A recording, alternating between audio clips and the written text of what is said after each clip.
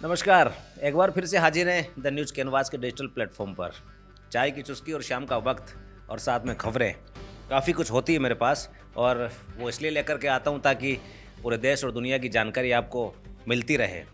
खबर में क्या हुआ है और उसके राजनीतिक मायने क्या हैं, ये आपको समझाना ज़रूरी होता है ताकि देश की राजनीति और प्रदेश की राजनीति में क्या कुछ नया है वो आप तक पहुँचता रहे। दरअसल पिछले कुछ दिनों से, यानी कि माना जाए कि बजट अभी राजस्थान का भी आया है और केंद्र का भी आया है। बजट सत्र से बोला जाता है तो जाहिर सी बात है विधानसभा में माननीयों की आवाजाही लगातार जारी है, और इस माननीयों की आवाजाही के बीच में सत्ता पक्ष और विपक्ष के तमाम विधायक बजट को लेकर के सरकार से सवाल पूछते हुए नजर आते हैं। आम आवाम के लिए क्या किया गया, क्या सुधार किया जाना चाहिए और क्या नहीं हुआ, उन तमाम विषयों पर प्रश्न लगते हैं, सवाल पूछे जाते हैं और सरकार के मंत्री बाकायदा अधिकारियों से डेटा लेकर के उनका जवाब पेश करते हैं। लेकिन इन दिनों राजस्थान की भजनलाल सरकार बड़ी पशोपेश में है। कांग्रेस खींचे जहां तक तो ठीक था कि राजनीतिक आरोप लगा करके उस मुद्दे को टाल दिया जाएगा, लेकिन जब अपने ही अपनों पर गाज गिराने लगे तो बचेंगे कहाँ। साहब 2 साल हो गए, कुछ भी नहीं बदला। ये कांग्रेस के विधायक नहीं बोल रहे, ये भारतीय जनता पार्टी के विधायक बोल रहे हैं, और वो विधायक बोल रहे हैं जो पूर्ववर्ती बीजेपी की सरकारों में मंत्री तक रहे हैं। और इसी बात को लेकर के भजनलाल सरकार काफ़ी तनाव में है। दरअसल ये बातें दिल्ली तक तो पहुंच रही है, लेकिन ऐसा लगता है कि राजस्थान बीजेपी में काफ़ी कुछ घट रहा है, जो आम आवाम की जनताओं से आम आवाम से माफ़ कीजिएगा जरूर छुप रहा हो, लेकिन कैमरे की नज़र और पत्रकारों की निगाह से उसका छुपना मुश्किल है। दरअसल लगातार विधानसभा में बैठते हुए इन चीज़ों का अनुभव हुआ कि बीजेपी में सब कुछ ठीक नहीं है। जब बीजेपी के ही विधायक सवाल खड़े करते हुए सरकार से सवाल पूछे कि 2 साल हो गए, हमारे जो सवाल थे अभी तक उनका कोई निपटारा क्यों नहीं हुआ, हमने जो मांगे रखी थी उन पर काम क्यों नहीं हुआ, क्या वाकई में सरकार कुछ बदलना नहीं चाहती या हमारी भी आवाज़ को दबाया जा रहा है। इन तमाम विषयों को लेकर के मैं हाजिर हूँ। मेरे साथ ब्रजेश शर्मा मौजूद हैं और साथ में नए मैनेजिंग डायरेक्टर हैं, CMD हैं, और ऐसी स्थिति में राजनीतिक विषयों पर इनसे जानकारी लेना काफ़ी मुझे भी अच्छा लगता है, क्योंकि उम्र के इस दौर में इन्होंने भी राजनीति को जिया है, तो जाहिर सी बात है बड़ा करीब से उन राजनेताओं को समझा है, क्योंकि कई चुनावों में तो ये खुद राजनेताओं की तरफ से भी उतरे हैं उन्हें चुनाव जितवाने के लिए, है ना। एक लंबा अनुभव इनके पास में रहा है, तो इसलिए क्या कुछ उसके राजनीतिक मायने निकल सकते हैं, ये मैं उन तमाम लोगों से सीखने का प्रयास करता हूँ जो इस सेक्टर में लगातार कई वर्षों से बने हुए हैं। तो आज का जो मुद्दा है दरअसल वो राजस्थान विधानसभा, भारतीय जनता पार्टी और कांग्रेस, इन तीनों से मिलकर के बना हुआ है। पिछले कुछ दिनों से बजट सत्र के दौरान बीजेपी के विधायक जो पहले मंत्री भी रहे कालीचरण सराफ, वो सरकार को घेर रहे हैं। श्रीचंद्र कृपलानी जो UDH मिनिस्टर भी रहे हैं एक दौर में, वसुंधरा जी के शासनकाल में, चलिए नाम भी मैं ले देता हूँ, उसमें UDH का मंत्रालय उनके पास में रहा है। साथ ही किरोड़ी लाल मीणा, जिनको आप जानते होंगे, एग्रीकल्चर मिनिस्टर है वर्तमान में, लेकिन पेपर लीक को लेकर के, नकली खाद बीज को लेकर के जिस तरीके से छापेमारी उनकी जारी है वो वाकई में प्रशंसनीय कही जा सकती है कि एक व्यक्ति है जो दिन रात आम आवाम के बारे में सोच करके उन तमाम विषयों पर जाकर के बात कर रहा है जिन पर बात करने की आवश्यकता है। सबसे पहले सर आप ही के पास आना चाहेंगे।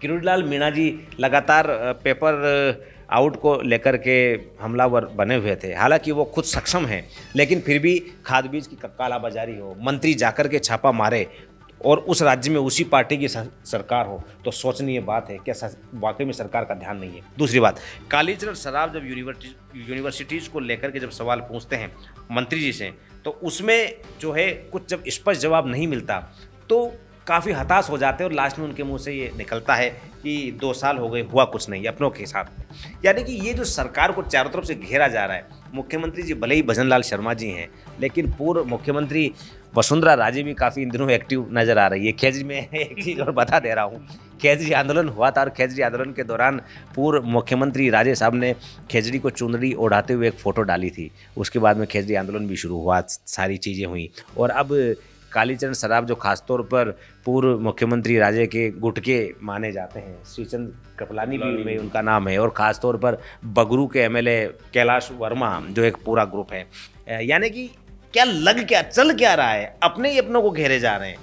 आम आवाम की बात अब इनसे पूछा जाए तो ये जवाब देते हैं कि उसमें पार्टी क्या करेगी, हम आम आवाम के मुद्दे उठा रहे हैं, लेकिन अंदर खाने की राजनीति क्या कह रही है। पहले चाय पी लीजिए, क्योंकि 2 साल चाय नहीं चलेगी, क्योंकि ठंडी होते ही इसका स्वाद बदल जाएगा।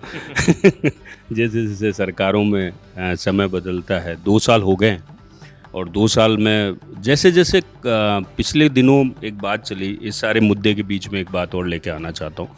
हर बार एक बात चलती रहती है राजनीतिक गलियारों में और कहीं ना कहीं सियासी गलियारों में और मीडिया जगत में भी, कि दिल्ली बार बार मंत्रियों का रिपोर्ट कार्ड मंगा रही है। रिपोर्ट कार्ड मंगा के कर क्या रही है ये अलग बात है, और मीडिया में पिछले करीब 1.5 सालों से लगातार ये चर्चाएं चलती रही है ब्रेकिंग न्यूज़ के तरीके से, कि हो सकता है कि आने वाले 5 दिन के अंदर मंत्रिमंडल बदल जाए, नए मंत्री आ जाएं, श्रीचंद कृपलानी को यूडीएस दे दिया जाए और या किसी और को दे दिया जाए, मुख्यमंत्री का के साथ साथ इस बार वसुंधरा का पारा हाई रहेगा या वसुंधरा का पासा इस बार फिर बैठेगा।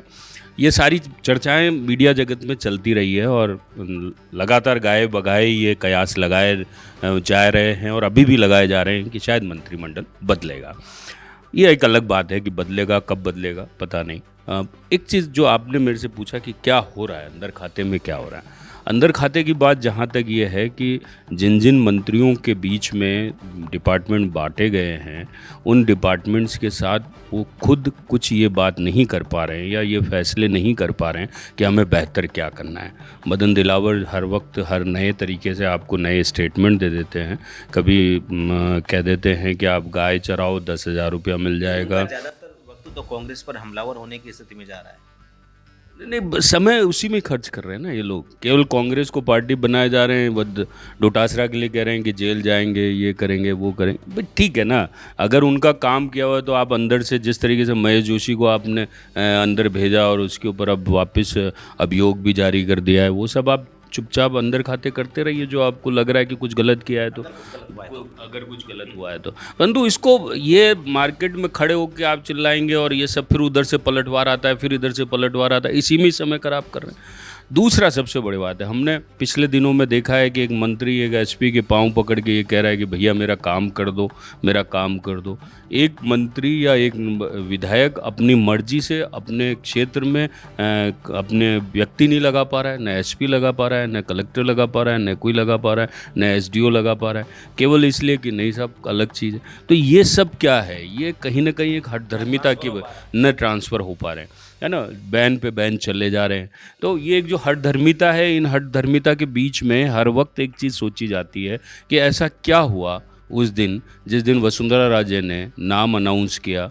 मैं पर्ची इसलिए नहीं बोलूँगा कि वो बोलना बैन है, कि पर्ची सरकार की बात करना बैन है या पर्ची निकालना, किसी नाम लिखना बैन है, ये नहीं बोला जाता है।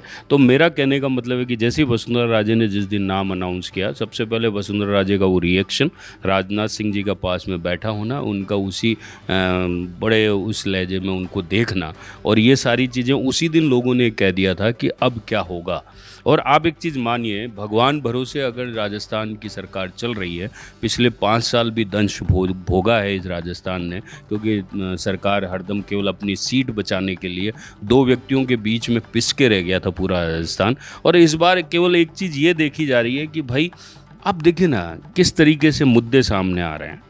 इंटरनली जो सब कुछ चल रहा है वो ये चल रहा है कि भाई जो हमारे को फ्लोर पे काम दिखने चाहिए, जयपुर की हालात देखिए, सड़कों के हालात देखिए, पूरा शहर खुदा पड़ा है। अगर मंत्रियों से बात की जाती है तो वो कोई जवाबदेही नहीं है किसी तरीके की।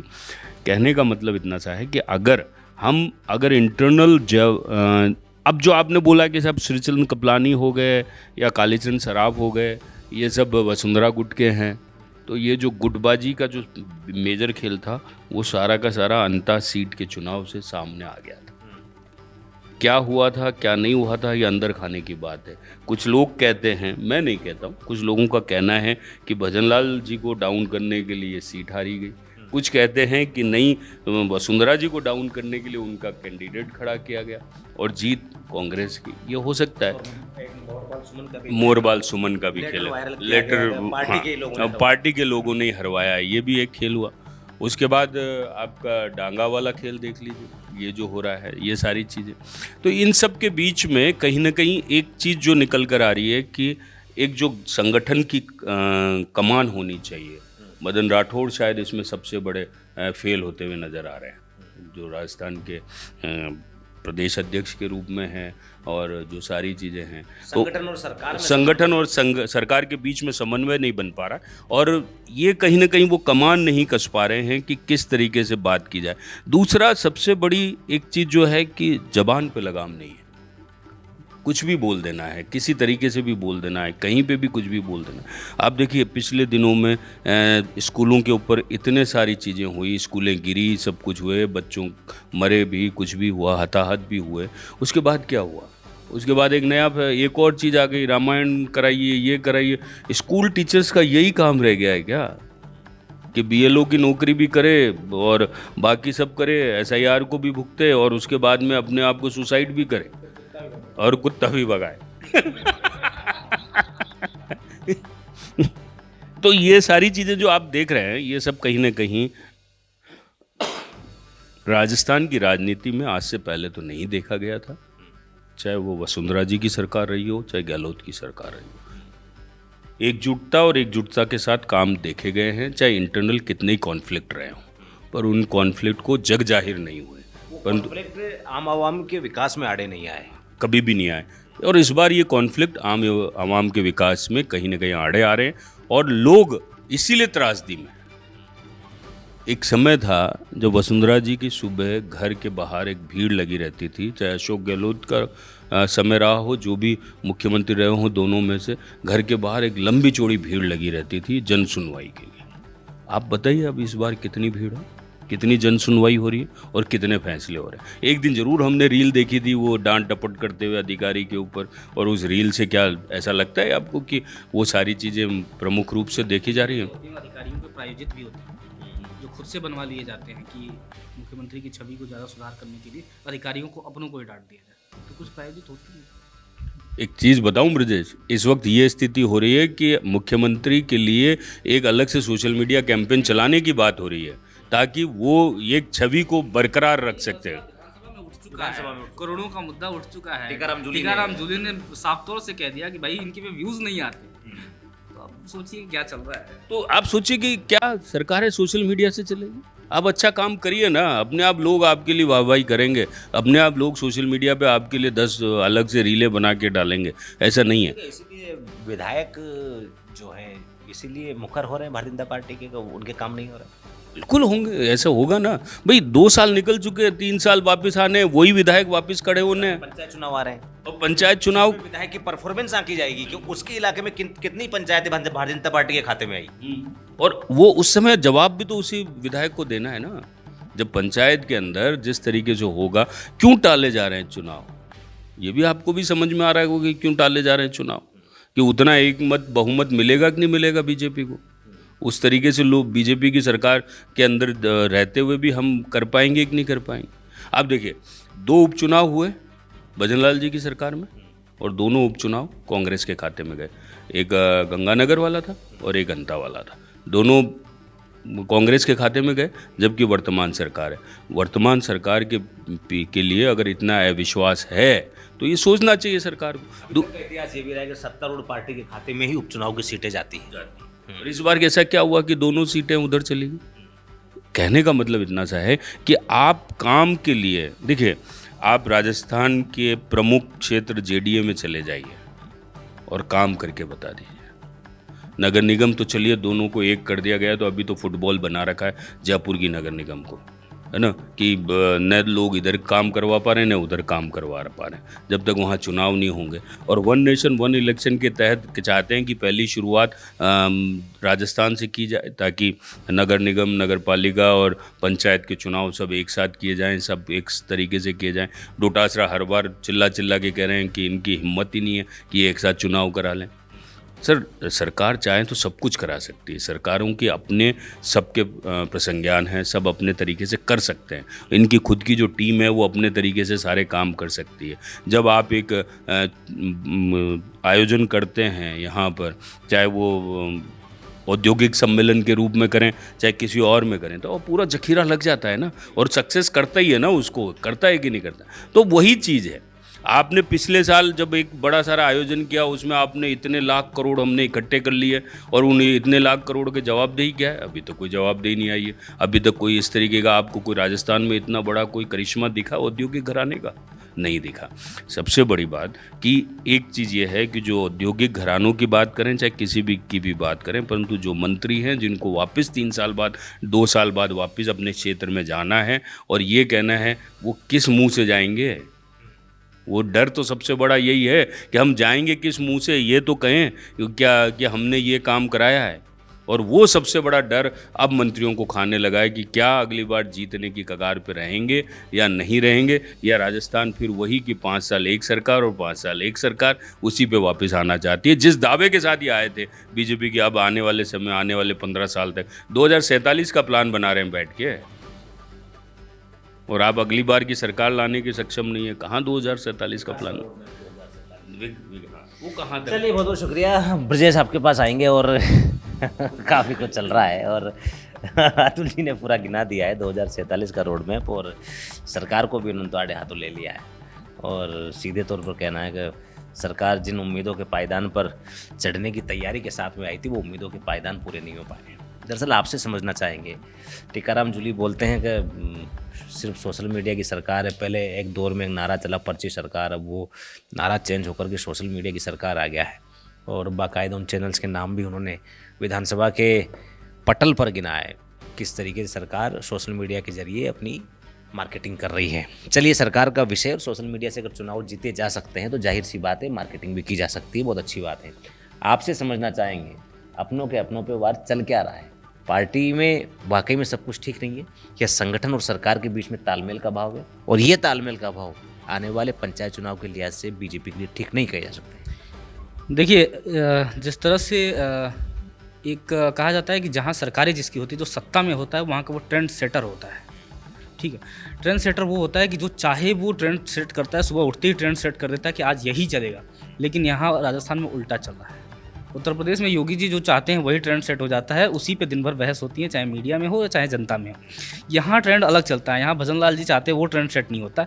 जो टीकाराम जूली चाहते हैं, जो डोटासरा चाहते हैं, वो ट्रेंड सेट होता है। ठीक है, अगर वो उन्होंने कह दिया पर्ची सरकार, तो चाहे वो किसी ने मीडिया हाउसेज हो या जो लोग हों, उनके अंदर एक भावना बन गई कि ये पर्ची सरकार है। उन्होंने कह दिया कि सोशल मीडिया से उन्होंने बाकायदा रिपोर्ट लेके आया और लगा दिया कि भाई साहब आपने 8 करोड़ कर रहे हैं, आपके रील पे व्यूज़ नहीं आते तो फिर बेफिजूल है, उतना तो 200 विधायक देख लेते तो उतना व्यूज़ आ जाते। तो उनके कहने का मतलब समझना पड़ेगा कि 200 विधायक क्या अपने ही मुख्यमंत्री को नहीं देख रहे हैं? एक रील डाली जा रही है तो वो नहीं देख रहे हैं क्या? सही में नहीं देख रहे हैं?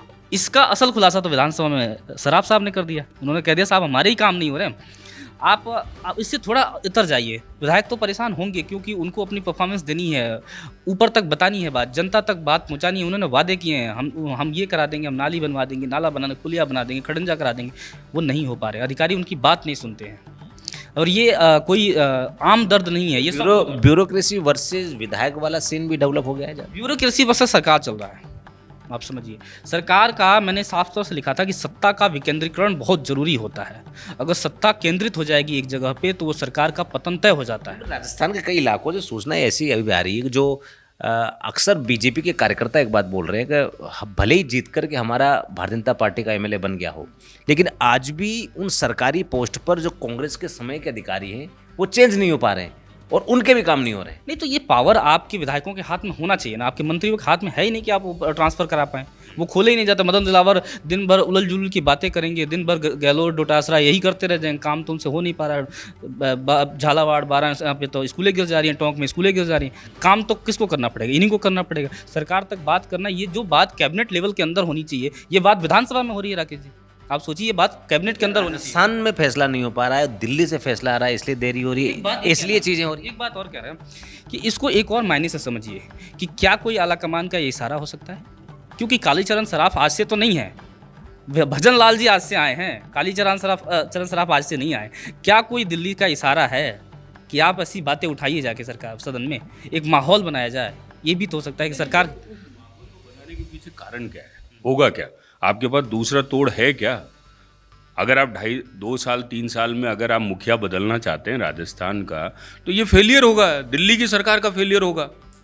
कि ऐसे बदलने की बात क्या थी। चलिए, हरियाणा में जब आपने चुनाव से पहले खट्टर को बदला था तो वो एक अलग से था, क्योंकि लंबे समय से खट्टर वहाँ थे और अगर बदल दिया तो चलेगा। परंतु क्या आपको नहीं लगता है कि अभी अगर ये चीज़ होती है तो ये फेलियर गिनाया जाएगा अगर? और साहब, लेकिन यहाँ की जो गुटबाजी है ना, अब वो दोनों गुटबाजी में फंसी हुई है बीजेपी। पिछले दिनों में कांग्रेस बहुत हावी हो गई है। बिल्कुल हुई है, मैं क्या कहूँ, ट्रेंड सेटर हो गई है कांग्रेस। मतलब जिस तरीके से विधानसभा में घेर घेर के मारा जा रहा है, फुटबॉल बना दिया है यहाँ बेसिकली, मानिए तो आप सोचिए धारीवाल जैसे इंसान ने जिनके के 3-3 वो हो गए हार्ट के अंदर वॉल लगे हुए हैं, वो चिल्ला चिल्ला के ये चीज़ समझा रहे हैं कि भैया हमको मत समझाओ, हमने क्या जयपुर के जो क्या विधायक हैं ना, आप क्या गुलाबचंद कटारिया, किरण माहेश्वरी जैसे सीनियर जो नेता रहे हैं, उनके जाने का नुकसान भारतीय जनता पार्टी को हो रहा है? बिल्कुल हो रहा है, क्यों नहीं हो रहा है। आप देखिए जिस तरह से नए नवेले नेताओं की उत्पत्ति, उसके बाद भी एक नए नवेले मुख्यमंत्री की उत्पत्ति, और उसके बाद सत्ता के वही जो पुराने अधिकारी- घनश्याम तिवाड़ी भी अब तो बाहर हैं। ऊपर हो रहे हैं। हाँ, नहीं, राज्यसभा में है ना, वो तो बाहर हैं वो।